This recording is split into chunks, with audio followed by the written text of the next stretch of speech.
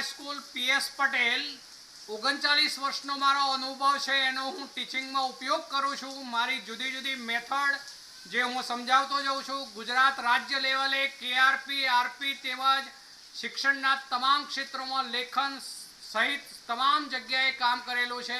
એવા મારા બહોળા અનુભવનો હું ઉપયોગ મારા ટીચિંગ દરમિયાન કરું છું। મારો લાભ અવશ્ય લેજો એવું ખાસ જણાવું છું।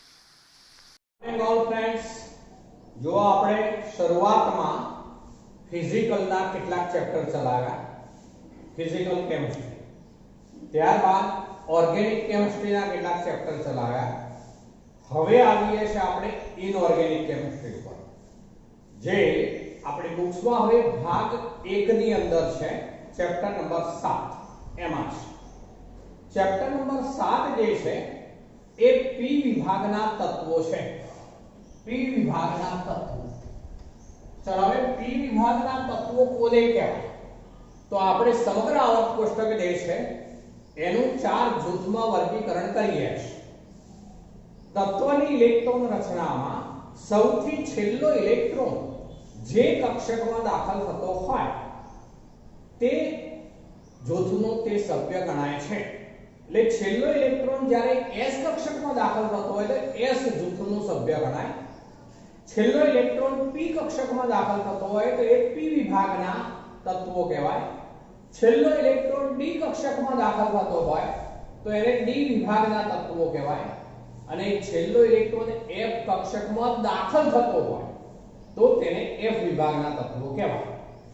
અહીંયા આપણે p વિભાગના તત્વોની વાત કરવાની છે તો આવર્ત કોષ્ટકમાં જમણી તરફ સમૂહ ક્રમ 3 થી 13 समूह क्रम 13 થી 18 સુધીના જે તત્વો છે તે પી વિભાગના તત્વો તરીકે ઓળખાશે। કેમ એવું મિત્રો તો પી વિભાગના તત્વોની સંયોજકતા કોષની ઇલેક્ટ્રોન રચના છે અહીંયા લખું છું જોજો એ ns2 np 1 to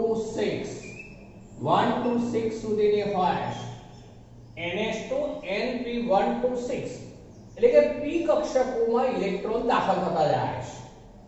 અહીંયા સમૂહ ક્રમ 13 થી 18 સુધીના તત્વોની વાત કરીએ આપણે। 18મો સમૂહ જે છે ઊંડા વાયુઓ છે એમાં એક અપવાદરૂપ છે હિલિયમ। હિલિયમ જે છે માત્ર 1s2 ઇલેક્ટ્રોન રચના ધરાવે। પરમાણુ ક્રમાંક 2 હોવાથી માત્ર 1s2 ઇલેક્ટ્રોન રચના ધરાવે। બાકીના જે છે બાકીના તમામ તત્વો જે છે એમાં છેલ્લો ઇલેક્ટ્રોન p કક્ષકમાં દાખલ થશે। એટલે સમૂહ ક્રમ 13 થી 18 સુધીના તત્વોને આપણે p વિભાગના તત્વો કહીશું જેની સંયોજકતા કોષની electron Rachna ns2 np 1 to 6 માટે p કક્ષકમાં છેલ્લે ઇલેક્ટ્રોન દાખલ થતો હોવાથી તે તમામ p વિભાગના તત્વો કહેવાશે। સમૂહ 13 અને 14 ના જે છે એ બોરોન સમૂહ અને કાર્બન સમૂહ તરીકે ઓળખાશે જેની તમામ ચર્ચાઓ આપણે આગળ જોઈ ગયેલા છે। હવે આવીએ છીએ આપણે સમૂહ ક્રમ 15 ઉપર। ચાલો હું સમૂહ ક્રમ 15 ઉપર આવું છું। આ જે પી વિભાગના તત્વો છે એની કોમન ચર્ચા કરી દઉં બીજી એક તો આવર્ત કોષ્ટકમાં જમણી તરફ આવેલા છે તે પૈકી કેટલાક અધાતુ તત્વો છે કેટલાક અર્ધધાતુ તત્વો છે જ્યારે કેટલાક ધાતુ તત્વો છે। ફરીથી બોલું છું કેટલાક અર્ધધાતુ તત્વો છે કેટલાક અર્ધધાતુ ફરીથી બોલું કેટલાક અધાતુ તત્વો કેટલાક અર્ધધાતુ તત્વો જ્યારે કેટલાક ધાતુ તત્વો તરીકે આવેલા હોય છે। હવે એવું વિવિધ ગુણધર્મોમાં વિવિધતા જોવા મળવાનું કારણ મિત્રો એ છે કે તેમાં જેમ નીચેના આવર્ત ઉપર જઈએ તેમ ડી અને એફ જે છે એ કક્ષકોનો પણ સમાવેશ થયેલો હોય છે અને તેને કારણે તેઓમાં ગુણધર્મોમાં આવો થોડો ફેરફાર જોવા મળતો હોય છે। અહીંયા આપણે સમૂહ ક્રમ 15 ઉપર પહેલા આવવું છે જે નાઇટ્રોજન સમૂહ તરીકે ઓળખાશે। તો આપણે સમૂહ 15 નાઇટ્રોજન સમૂહ તરીકે પણ ઓળખાય નાઇટ્રોજન સમૂહ। ચલો સમૂહ 15 ના તત્વોમાં આવા તત્વો છે સૌપ્રથમ નાઇટ્રોજન ચલો નાઇટ્રોજન પછીનું તત્વ ફોસ્ફરસ આર્સેનિક એન્ટીમની બિસ્મથ અને મોસ્કોવિયમ Mc ચલો નાઇટ્રોજન બરોબર પરમાણ્વીય ક્રમાંક એનો 7 માં 8 ઉમેરી દઈશું એટલે ફોસ્ફરસ એનો પરમાણ્વીય ક્રમાંક 15 માં હવે 18 ઉમેરીશું મિત્રો ધ્યાન રાખવાનું ત્યારે આર્સેનિક થશે 33 જો તમે 8 ઉમેરો તો 15 ને 8 તો 23 થાય 23 વાળું તત્વ એ સંક્રાંતિ તત્વ થઈ જાય 21 થી 30 સુધીના તત્વો 3D શ્રેણીમાં આવે સંક્રાંતિ તત્વ થઈ જાય એટલે આપણે 18 ઉમેરવા પડે એટલે 15 ને 18 33 માં 18 ઉમેરીએ એટલે હવે થશે 51 એ એન્ટીમની ચલો એમાં હવે 32 ઉમેરીશું એટલે થશે 83 બિસ્મથ અને હવે ફરીથી 32 ઉમેરીશું એટલે હવે 115 થશે 115 ચલો આ જે છે આ નાઇટ્રોજન ફોસ્ફરસ પછી આર્સેનિક પછી આ જે છે એને કહેવાય છે એન્ટીમની પછી આ જે છે એ કહેવાય છે બિસ્મથ અને આ છે મોસ્કોવિયમ ચલો ઇલેક્ટ્રોન રચનાઓ લખીએ તો નાઇટ્રોજન જે છે એમાં હિલિયમ ત્યારબાદ 2s2 પછી અલગ લખું છું તો 2px1 2py1 2pz1 આપણે 2p3 એવું લખી શકીએ ચલો હિલિયમ પછી આવશે અહીંયા જે લઈએ ફોસ્ફરસ માટે તો નિયોન 10 નો તફાવત હોય ત્યારે માત્ર મુખ્ય ક્વોન્ટમ અંક એક વધારવાનો એટલે 3s2 3px2 3px1 sorry 3px1 3py1 3pz1 ચલો એક મુખ્ય ક્વોન્ટમ અંક જ વધારવાનો બાકી એક પ્રમાણે ઇલેક્ટ્રોન રચના પછી આર્સેનિક 33 18 નો તફાવત આવે ત્યારે વચ્ચે ડી કક્ષક ઉમેરવી પડે મિત્રો ડી કક્ષકની શરૂઆત ત્રીજા ક્રમથી થાય એટલે આપણે 3d10 લખવી પડશે 3d10 પછી આમાં એક ક્વોન્ટમ અંક વધારવાનો એટલે 4s2 પછી 4px1 4py1 4pz1 ચલો ફરીથી 18 નો તફાવત R1 પછીનું તત્વ આવશે ક્રિપ્ટોન Kr ચલો એન્ટીમની ની લઈએ છે રચના તો એ વખતે એક ક્વોન્ટમ અંક વધારો 4d10 5s2 5px1 5py1 5pz1 ચલો પછી હવે 32 નો તફાવત આવ્યો બિસ્મથ ઉપર જવું છે ક્રિપ્ટોન પછી આવે ઝેનોન Xc પણ 32 નો તફાવત હોય ત્યારે મિત્રો વચ્ચે F કક્ષક પણ ઉમેરવી પડે F ની શરૂઆત ચોથા ક્રમથી થાય એટલે આ 4f40 ચલો પછી આ બધામાં એક ક્વોન્ટમ અંક વધારતા જવાનું એટલે 5d10 પછી 6s2 6px1 6py1 6pz1 ચલો ત્યારબાદ આની વાત કરીએ 32 નો તફાવત છે ફરીથી ઝેનોન પછીનું તત્વ આવે રેડોન Rn 86 પરમાણુ ક્રમાંક વાળું ચલો હવે 32 નો તફાવત તો આ દરેકમાં એક ક્વોન્ટમ અંક વધારવાનો એટલે આ થશે 5f40 6d10 7s2 7px1 7py1 7pz1 ચલો તો આ જે છે આપણે ઇલેક્ટ્રોન રચનાઓ લખી દીધી હવે આ બધા તત્વો પૈકી છેલ્લું તત્વ જે છે મોસ્કોવિયમ તરીકે ઓળખાય છે જે કૃત્રિમ રીતે સંશ્લેષિત કરેલું રેડિયોએક્ટિવ તત્વ છે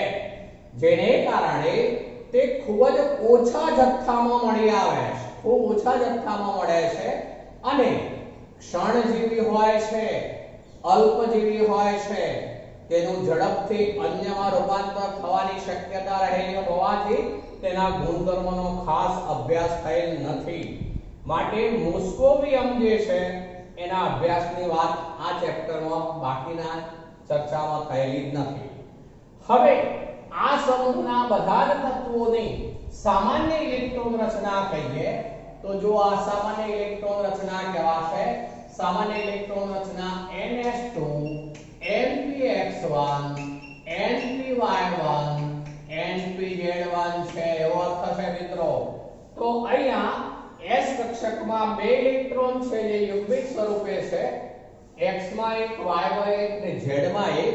એટલે p કક્ષકો અર્ધપૂર્ણ પેટાકોષ વાળી રચના છે, માટે એ કઈક અંશે સ્થાયી કહેવાશે ઇલેક્ટ્રોન રચનાની દ્રષ્ટિએ અર્ધપૂર્ણ પેટાકોષ હોવાથી. ચલો અહીંયા તમને એવું પૂછી શકશે, જુઓ 15મા સમૂહનું 7મા આવર્તનું તત્વ કયું છે? 15મા સમૂહનું 7મા આવર્તનું તત્વ કયું છે? તો એ જવાબ થશે મોસ્કોવિયમ Mc. સંજ્ઞા આયનિક ઇલેક્ટ્રોન રચના થશે મિત્રો. જો 86 ચલો 86 86 10 96 400 ચલો 100 ને 110 112 13 14 અને 15 115 થઈ ગયા. ચલો એ ઇલેક્ટ્રોન રચના તમને આવડવી જોઈએ.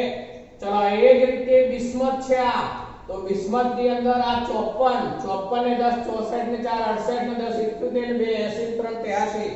તો આ રીતે આપણે ઇલેક્ટ્રોન રચનાઓ વ્યવસ્થિત સમજીને તૈયાર કરીશું મિત્રો.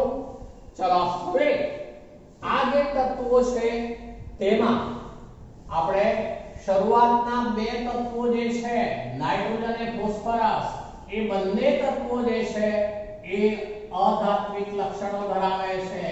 એ અધાત્વિક લક્ષણો, અધાત્વિક. ચલો ત્યારબાદ વચ્ચેના બે જે છે, જે આર્સેનિક અને એન્ટીમની, એ બંને જે છે એ અર્ધધાતુ તત્વો છે. મેટલોઇડ કહેવાય, બીજું મેટલોઇડ કહેવાશે. અને છેલ્લા બંને બિસ્મથ અને જે મોસ્કોવિયમ છે એ બંને ધાતુ તત્વો છે. જો આ શરૂઆતના બે તત્વો અધાતુ, ત્યાર પછીના બે તત્વો એ અર્ધધાતુ અથવા મેટલોઇડ કહેવાય, અને છેલ્લા બિસ્મથ અને મોસ્કોવિયમ બંને ધાતુ તત્વો છે. ચલો હવે સામાન્ય દરેક સમૂહમાં જે ચર્ચા હોય છે, અમુક ચર્ચા આ સમૂહમાં પણ કોમન આવશે. જે કોમન છે એવી ચર્ચાઓ બોલતો જાઉં છું. દરેક સમૂહમાં ઉપરથી નીચેની તરફ આવીએ પરમાણ્વીય ક્રમાંક વધતો જાય તેમ શું થવાનું? પરમાણ્વીય કદ વધતું જાય. પરમાણ્વીય કદ વધે તેમ પરમાણ્વીય ત્રિજ્યા, આયનીય ત્રિજ્યા, સહસંયોજક ત્રિજ્યા, તો એના મૂલ્યો વધતા જાય. તો અહીંયા સહસંયોજક ત્રિજ્યાના મૂલ્યો વધતા જાય છે.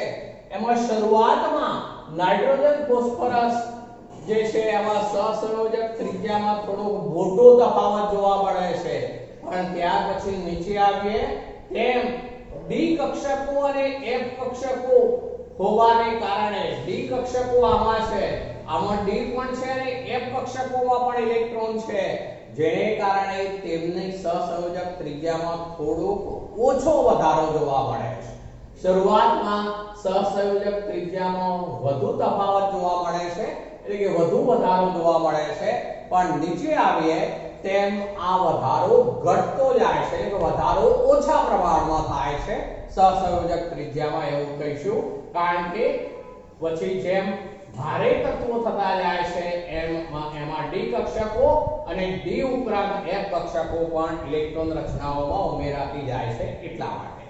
ચલો હવે એ સિવાય વાત કરીએ તો જે શરૂઆતના તત્વો છે એમની આયનિક અને એન્થાલ્પીના મૂલ્યો જે છે વધુ હોય છે મિત્રો, કારણ કે કદ નાના છે, જેથી સંયોજકતા ઇલેક્ટ્રોન કેન્દ્રથી વધુ નજીક હોય, માટે કેન્દ્ર તરફનું આકર્ષણ બળ મજબૂત હોય, માટે ઇલેક્ટ્રોન દૂર કરવા થોડા મુશ્કેલ ગણી શકાય, અને માટે તેમની આયનિક અને એન્થાલ્પીના મૂલ્યો જે તે સમૂહમાં શરૂઆતના તત્વોના જે હોય એ હંમેશા વધુ હોય, આયનિક અને એન્થાલ્પીના મૂલ્યો.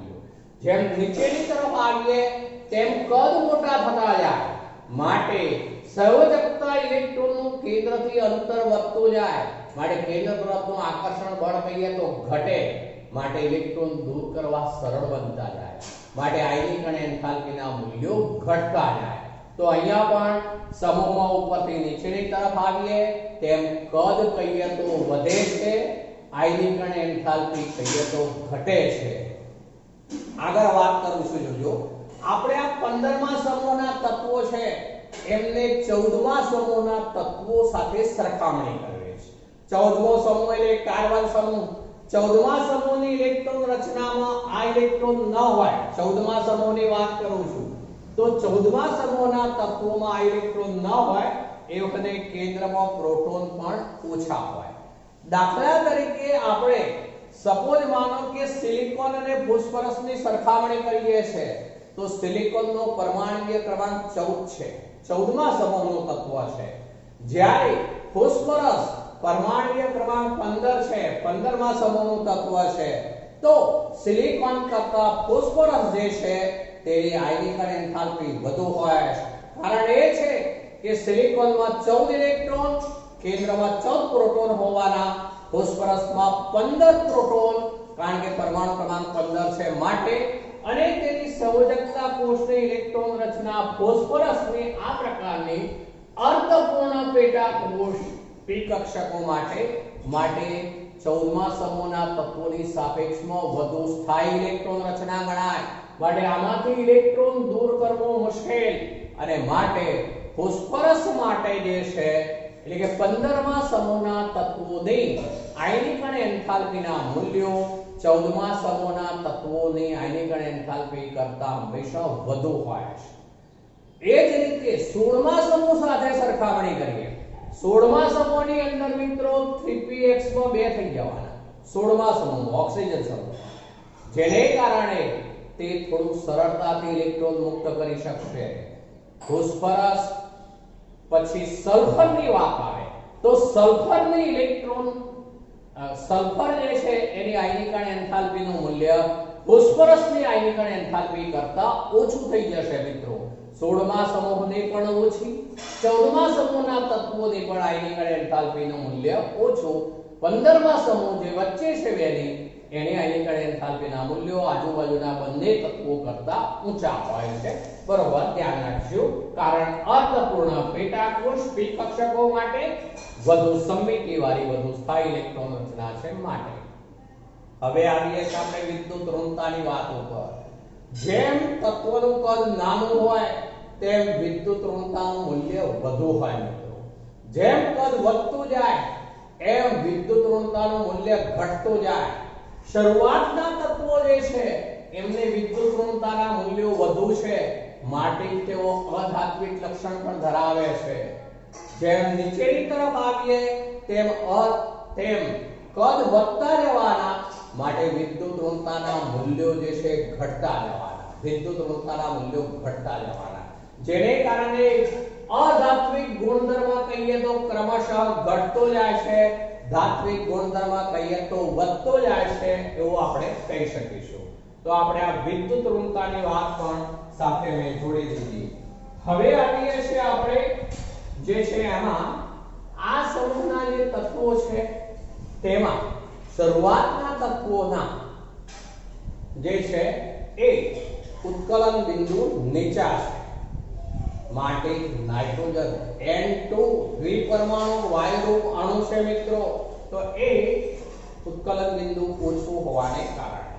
પણ ત્યાર પછીના તત્વોમાં નીચેની તરફ આવીએ છે તેમ જે ઉત્કલન બિંદુ છે અને ગલન બિંદુ છે બંને વધતા જાય છે. ઉત્કલન બિંદુ અને ગલન બિંદુ વધતા જાય છે. બે અલગ પાડું તો ઉત્કલન બિંદુ જેમ પરમાણુય ક્રમાંક વધે છે તેમ ઉત્કલન બિંદુ વધતા જાય છે.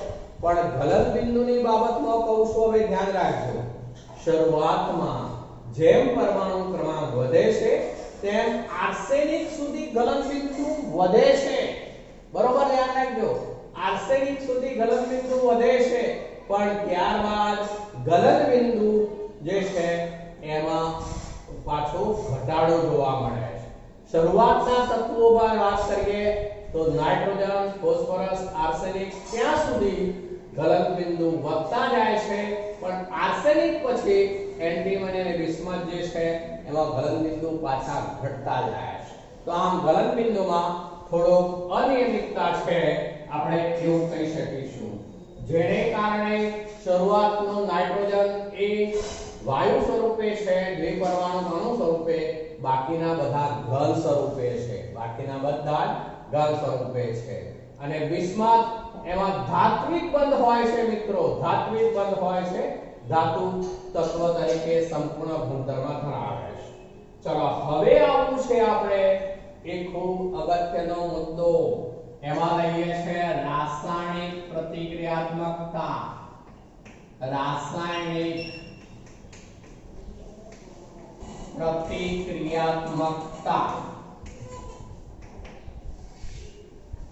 ચલો આ સમૂહના તત્વો જે છે એમની સંયોજકતા કોષની ઇલેક્ટ્રોન રચના આ પ્રમાણે છે, જેને કારણે હવે જ્યારે સંયોજકતા કોષમાં જુઓ 5 ઇલેક્ટ્રોન છે, એને અષ્ટક પૂરું કરવું હોય તો 3 ઇલેક્ટ્રોન ખૂટે છે, જેથી તે અન્ય તત્વના 3 ઇલેક્ટ્રોન સાથે બંધ બનાવવાનું પસંદ કરશે, ત્યારે તે -3 ઓક્સિડેશન અવસ્થા દર્શાવી શકે છે, -3 ઓક્સિડેશન અવસ્થા દર્શાવી શકે છે. એ ઉપરાંત શબ્દ વાપરું છું, ધ્યાન રાખજો. હવે જ્યારે S કક્ષકમાંના 2 ઇલેક્ટ્રોન, S કક્ષક સંપૂર્ણ ભરાયેલી હોવાને કારણે તે નિષ્ક્રિય યુગ્મ અસર દર્શાવે, નિષ્ક્રિય યુગ્મ અસર એટલે કે તેના S કક્ષકમાંના 2 ઇલેક્ટ્રોન બંધ રચનાઓમાં ભાગ લેતા ન હોય, ત્યારે બાકી રહ્યા 3 ઇલેક્ટ્રોન, એ 3 ઇલેક્ટ્રોન જ્યારે બંધ રચનાઓમાં અન્ય તત્વો સાથે જોડાતા હોય ત્યારે તેની +3 ઓક્સિડેશન અવસ્થા જોવા મળશે, +3 ઓક્સિડેશન અવસ્થા.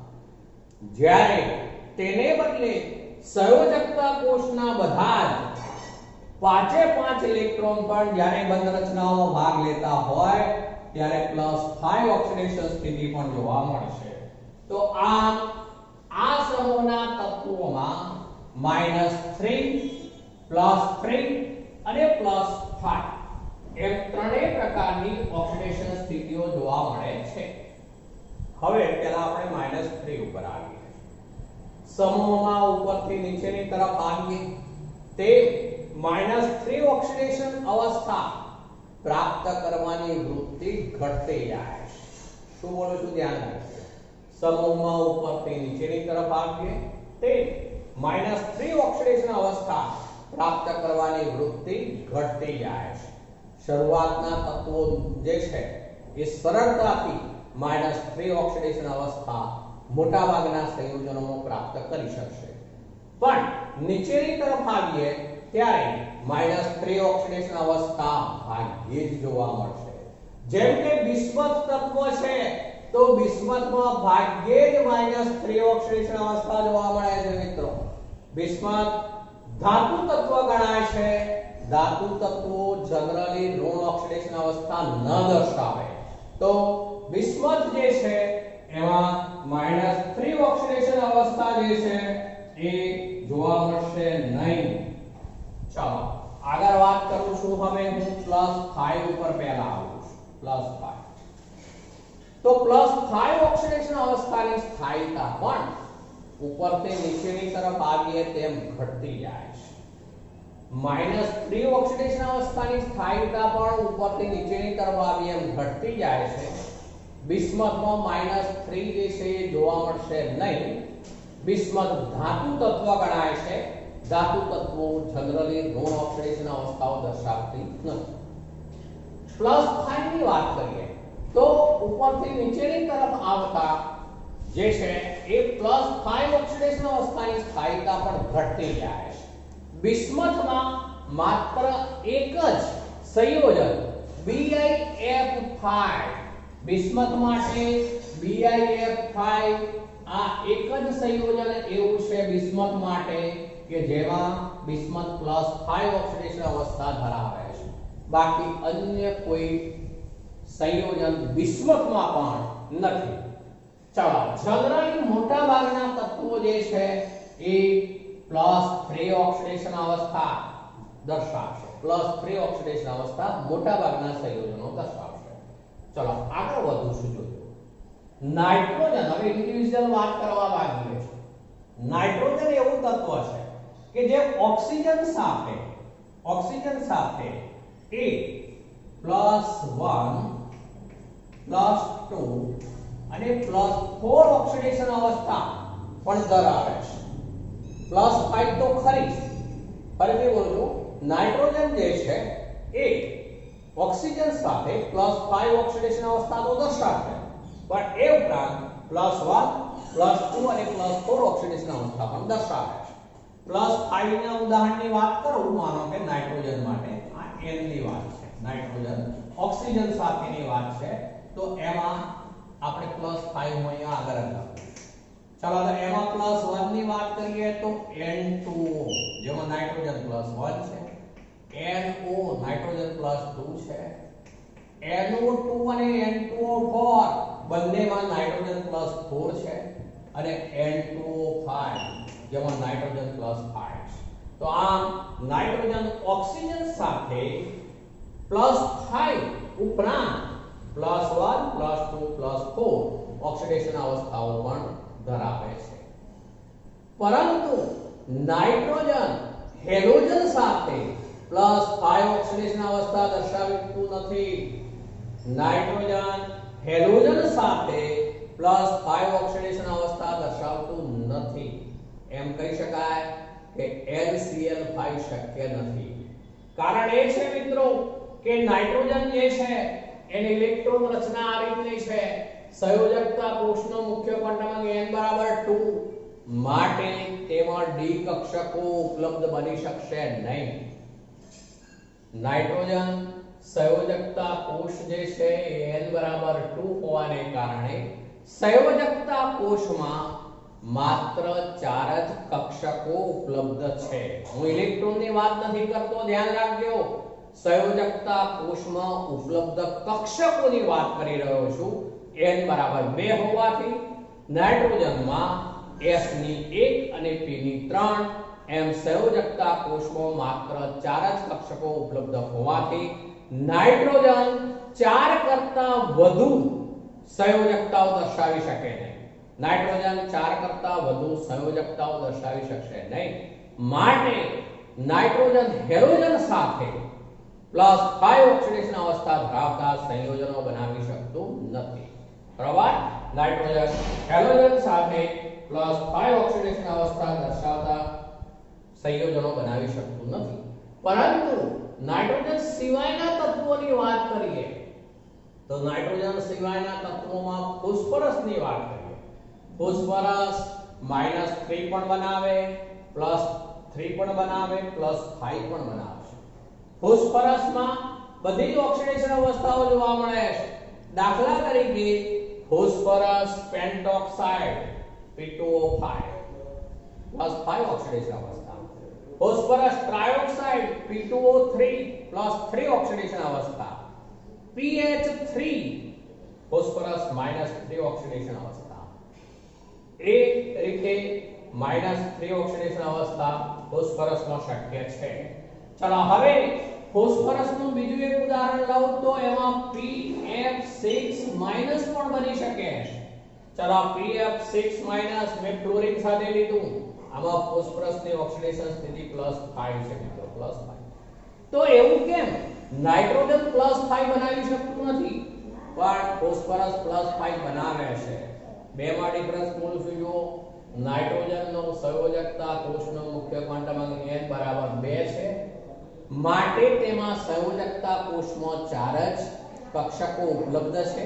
માટે તેની મહત્તમ સંયોજકતા 4 થી વધુ સંયોજકતા એ દર્શાવી શકે નહીં.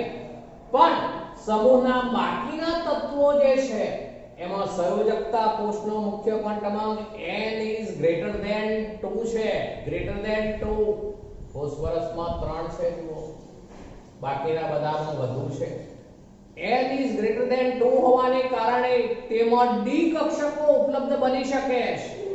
હું એવું નથી કહેતો કે ડી કક્ષકોમાં ઇલેક્ટ્રોન છે. ડી કક્ષકો ઉપલબ્ધ બની શકે છે. જેમ કે ફોસ્ફરસની વાત કરીએ તો અહીંયા આગળ 3d ની 5 કક્ષકો હોય માટે અહીંથી ઇલેક્ટ્રોન વિસ્તરણ પામીને આગળ આવી શકે. અહીંથી ઇલેક્ટ્રોન વિસ્તરણ પામીને અહીંયા આગળ આવી શકે માટે તે વિસ્તરિત પામી શકે છે. માટે તેઓ 5 કે 5 કરતા વધુ સંયોજકતાઓ પણ દર્શાવી શકશે અને માટે pF6 પણ શક્ય છે મિત્રો. PCl5 શક્ય છે જેમાં પણ P+5 કહેવાશે. તો આ રીતે ફોસ્ફરસ જે છે એમાં 5 સુધીની સંયોજકતાઓ જોવા મળે છે. આપણે એવું કહી શકીશું. નાઇટ્રોજન જે છે એમાં ક્યારેક વિષમીકરણ પણ જોવા મળે છે. જ્યારે દાખલા તરીકે HNO2 છે તો HNO2 નું વિઘટન થવાથી HNO3 બને છે, H2O બને છે અને NO બને છે. આપણે આને બેલેન્સ કરવું છે મિત્રો.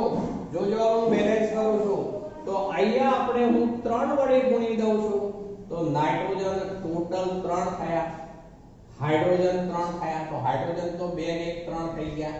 પણ નાઇટ્રોજન 3 છે એટલે આ 1 રાખીએ આને 2 વડે હું ગુણી દઉં છું.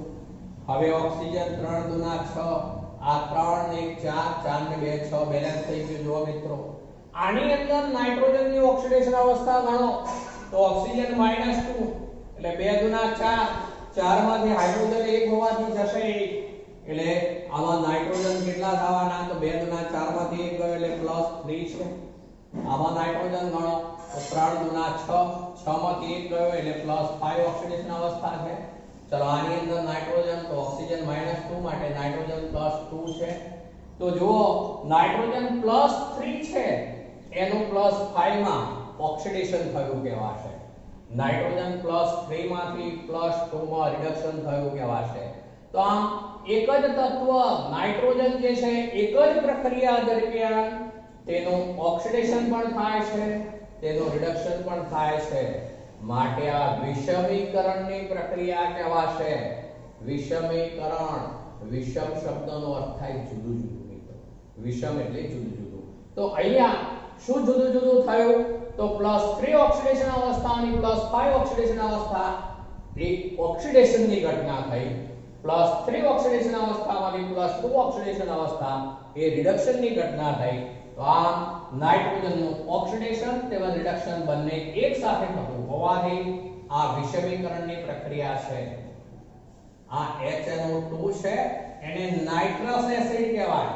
આ HNO3 છે એને નાઇટ્રિક એસિડ કહેવાય. આ નાઇટ્રસ એસિડ HNO2 જ્યારે HNO3 નાઇટ્રસ એસિડ કહેવાશે. આ ઓક્સી એસિડ સંયોજનો છે. તો ઓક્સી એસિડ સંયોજનોમાં આવી વિવિધ ઓક્સિડેશન અવસ્થાઓ જે છે એ જોવા મળતી હોય છે એવું આપણે કહી શકીએ. ચલો હવે આવું છે આપણે નાઇટ્રોજનના અનિયમિત ગુણધર્મો. નાઇટ્રોજનના અનિયમિત ગુણધર્મો. હવે જુઓ નાઇટ્રોજન આ સમૂહનું સૌપ્રથમ તત્વ હોવાને કારણે તેનું કદ ઘણું નાનું છે. તેની આયનીકરણ એન્થાલ્પી અને વિદ્યુત ઋણતાના મૂલ્યો વધુ છે જેને કારણે નાઇટ્રોજન આ સમૂહના અન્ય તત્વો કરતા કેટલીક બાબતોમાં જુદું પડે છે. જેમ કે નાઇટ્રોજન જે છે એ દ્વિપરમાણુ વાયુરૂપ અણુ N2 સ્વરૂપ ધરાવે છે. દ્વિપરમાણુ વાયુરૂપ અણુ N2 સ્વરૂપ ધરાવે છે. વાતાવરણની અંદર કદથી નાઇટ્રોજન 78% હોય છે. તમને ખ્યાલ છે મિત્રો. ચલો એ જ રીતે જે છે વનસ્પતિ અને પ્રાણીઓમાં પણ એ પ્રોટીનની અંદર રહેલો હોય છે. પ્રોટીન વિવિધ એમિનો એસિડના બનેલા હોય એના બંધારણમાં નાઇટ્રોજન રહેલું હોય છે મિત્રો. એ સિવાય વાત કરીએ તો એ પૃથ્વીના પોપડાની અંદર જે છે એ સોડિયમ નાઇટ્રેટ NaNO3 સ્વરૂપે મળી આવે જેને કહેવાશે શું કહેવાય Chile saltpetre. NaNO3 Chile saltpetre. એ જ રીતે બીજું KNO3 એને પોટેશિયમ નાઇટ્રેટ એને કહેવાશે ઇન્ડિયન સોલ્ટ પીટર. એ સ્વરૂપે મળી આવે. ફોસ્ફરસની વાત સાથે કરું છું. હવે ફોસ્ફરસ મિત્રો કયા કયા સ્વરૂપે મળી આવે? તો ફોસ્ફરસ જે છે એ વનસ્પતિ કોષો અને પ્રાણી કોષો માટે એક ઉપયોગી ઘટક છે. આપણા હાડકાની અંદર પણ એ ઉપયોગી છે, પણ ખાસ કરીને ખડકો સ્વરૂપે મળી આવે છે. ખડકો સ્વરૂપે મળી આવે છે એ ખાસ કરીને એપેટાઇટ સંયોજનો તરીકે ઓળખાય છે. એપેટાઇટ જેનું સૂત્ર બને છે Ca9PO4 6 time, Ca9PO4 6 time point CaX2, જ્યાં X બરાબર કો તો F હોય, કો તો Cl હોય, કો તો OH હોય. એટલે એ ફ્લોર એપેટાઇટ તો Ca9PO4 6 ટાઈમ CaF2 તરીકે ઓળખાશે. એ જ રીતે ક્લોર એપેટાઇટ હાઇડ્રોક્સી એપેટાઇટ એ સ્વરૂપે હોય છે. ફોસ્ફોપ્રોટીન જે છે એની અંદર દૂધની અંદર તેમજ ઈંડાઓમાં પણ એ ફોસ્ફોપ્રોટીન સ્વરૂપે રહેલું હોય છે. ચલો ત્યાર પછીના તત્વો જે છે એમાં આર્સેનિક, એન્ટીમની અને બિસ્મથ જે છે એ સલ્ફાઇડ સ્વરૂપે મળી આવે છે. જ્યારે આપણે શરૂઆતમાં જ કહી દીધું એ રેડિયોએક્ટિવ તરીકે મળી આવે છે. ચલો અનિયમિત ગુણધર્મોમાં N2 જે છે દ્વિપરમાણુ વાયુરૂપ અણુ છે, જ્યારે બાકીના બધા જે છે ઘન સ્વરૂપે હોય છે. ચલો બાકીના બધા ઘન સ્વરૂપે છે, જેમાં ફોસ્ફરસ, આર્સેનિક અને એન્ટીમની જે છે એમાં સહસંયોજક ઘન તરીકે ખાસ કરીને જોવા મળે છે. જ્યારે બિસ્મથ જે છે ધાત્વિક ઘન છે મિત્રો. બિસ્મથ જે છે ધાત્વિક ઘન છે. ચલો હવે જ્યારે નાઇટ્રોજન ઓછા વિદ્યુત ઋણમય એવા ઓક્સિજન કે કાર્બન જેવા તત્વો સાથે જ્યારે સંયોજાય છે ત્યારે તેઓ બહુબંધ જે બનાવશે, બહુબંધ, જેમ કે આમાં N2 માં પણ N ટ્રિપલ બોન્ડ N એટલે બહુબંધ થયો કહેવાય. એ જ રીતે નાઇટ્રોજન ઓક્સિજન સાથે કે કાર્બન સાથે જ્યારે બહુબંધ દ્વારા જોડાય છે ત્યારે તે p બંધ બનાવે છે. p બંધ બનાવે છે. એટલે કે એમની p કક્ષકો જે છે એમના દ્વારા આ પાઈ બંધના નિર્માણ થતા હોય છે, જે p તરીકે ઓળખાશે. તો નાઇટ્રોજનનું કદ નાનું છે, એની આયનીકરણ એન્થાલ્પી અને વિદ્યુત ઋણતાના મૂલ્યો વધુ છે, જેને કારણે નાઇટ્રોજન નાના કદ ધરાવતા અને વધુ વિદ્યુત ઋણમય એવા કાર્બન અને ઓક્સિજન સાથે આવા p બંધ બનાવતા હોય છે. એમ આપણે કહી શકીશું p બંધ. પણ સમૂહના અન્ય તત્વો જે છે એ આવા p બંધ બનાવી શકતા નથી મિત્રો. તો એમાં એકલ બંધ જોવા મળે છે. એ ફોસ્ફરસ P', આર્સેનિકમાં AS આવા બંધ હોય, એન્ટીમનીમાં Sb આવા બંધ હોય છે. જે વાસ્તવમાં તો આ બધા બંધ જે છે એ p કક્ષકો દ્વારા બનતા નથી એવું કહેવાશે, પણ એ તત્વો જે છે એ આવા એકલ બંધ બનાવશે. જેની અંદર આમાં અને નાઇટ્રોજનમાં જો એકલ બંધની વાત કરીએ તો આની બંધ લંબાઈ ઓછી છે, કદ નાનું હોવાને કારણે, જેથી તેમના ઇલેક્ટ્રોન વચ્ચે અપાકર્ષણ થતું હોય. અપાકર્ષણ થવાને કારણે ટૂંકી બંધ લંબાઈ હોવાને કારણે તેમની સ્થિરતા ઓછી થઈ જાય છે. માટે નાઇટ્રોજનમાં કેટેનેશનનો ગુણધર્મ ઓછો હોય છે, જ્યારે આમાં ચાર પરમાણુઓ એકબીજા સાથે જોડાઈ શકે, p4 અણુ બને, as4 અણુ બની શકે, sp4 અણુ સ્વરૂપે બની શકે, પણ જે દરેકમાં આવા સિંગલ સહસંયોજક બંધ રહેલા હોય છે, p' એવા બંધ હોય છે, જે આ પ્રકારના બંધ રચનાઓ એની અંદર બાકીના તત્વોની અંદર જોવા મળશે. પણ જ્યારે ડી કક્ષકો જે છે એ આમાં ગેરહાજર હોય છે, જ્યારે આમાં ડી કક્ષકોની હાજરી હોવાને કારણે જે ફોસ્ફરસ છે, આર્સેનિક છે, આવા તત્વો જે છે એ ડી p બંધ પણ સંક્રાંતિ તત્વો સાથે બનાવી શકે છે. દાખલા તરીકે આપણે આવા સંયોજનો લઈએ, R3p ડબલ બોન્ડ, અહીંયા R3p ડબલ બોન્ડ O, પછી R3P ડબલ બોન્ડ CH2 તો અહીંયા જે છે એ આપણે P અને O વચ્ચે જે બંધ બનાવ્યો છે એવા બંધ જે છે એ નાઇટ્રોજન D5 P5 બંધ નહીં બનાવી શકે પણ બાકીના તત્વો છે એ આવા બંધ બનાવી શકશે એવો અર્થ થયો એ જ રીતે ફોસ્ફરસ C2H5 થ્રાઇસ લિગેન્ડ તરીકે સંક્રાંતિ તત્વોના સંકીર્ણ સંયોજનમાં જોડાઈ શકે છે P C2H5 થ્રાઇસ એ જ રીતે P C6H5 થ્રાઇસ તો આવા લિગેન્ડ સંયોજનો જે છે વર્તે છે તો આમાં ફોસ્ફરસ આર્સેનિક સંક્રાંતિ તત્વો સાથે તેઓ D5 D5 બંધ પણ બનાવી શકે છે D5 D5 એટલે કે જ્યારે ડી કક્ષકો બંધ રચનાઓમાં ભાગ લેશે ત્યારે D5 D5 કહેવાશે સંક્રાંતિ તત્વોમાં તો ડી કક્ષકો હોય પણ જ્યારે ફોસ્ફરસની કે આર્સેનિકની કે એન્ટીમનીની ડી કક્ષકો પણ જ્યારે ભાગ લેતી હોય બંધ રચનાઓમાં ત્યારે એને D5 D5 બંધ કહેવાશે તો આ પ્રમાણે P5 P5 બંધ નાઇટ્રોજનની અંદર જોવા મળશે જ્યારે બાકીના તત્વોમાં એવા P5 P5 બંધ જોવા મળતા નથી પણ ત્યારબાદ જે છે એમાં આ રીતના R3P ડબલ બોન્ડ O જેમાં ફોસ્ફરસનો D ઇલેક્ટ્રોન છે જ્યારે ઓક્સિજનનો